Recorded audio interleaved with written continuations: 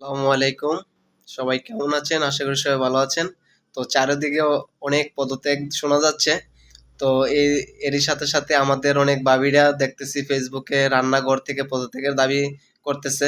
সাথে আমার বাবুর আম্মুও বলতেছে যে ৯ বছর তো হলো। তো এবার এই রান্নাঘর থেকে পদত্যাগ করতে চাই। তাদের উদ্দেশ্যে আমি বলতেছি, আমি আর ওয়াইফ এবং ভাবিদের উদ্দেশ্যে বলতেছি, আপনারা যারা পদত্যাগপত্র জমা দিতে চাচ্ছেন, রান্নাঘর থেকে অব্যাহতি চাচ্ছেন, তো একটা কথা চিন্তা করবেন, যারা পদত্যাগ করতেছে তারা কিন্তু ওই চেয়ারটা কিন্তু ওইখানেই আছে, ব্যক্তি পরিবর্তন হচ্ছে। বাট চেয়ার কিন্তু ওই জায়গাটা কিন্তু খালি থাকে না, ওই জায়গা কেউ না কেউ কিন্তু পূরণ করে। তো এই যে শূন্যস্থান পূরণটা কিন্তু অন্য একটা ব্যক্তি অবশ্যই করতেছে। চেয়ার ওই চেয়ারের জায়গায় আছে, ব্যক্তি পরিবর্তন হচ্ছে।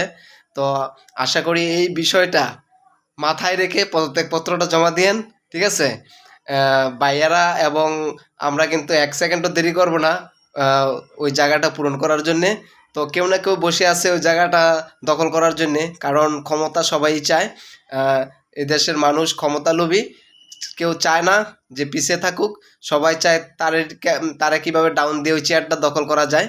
তো অবশ্যই এই বিষয়টা মাথায় রেখে পদত্যাগপত্রটা জমা করবেন। আল্লাহ হাফেজ। আসসালামু আলাইকুম।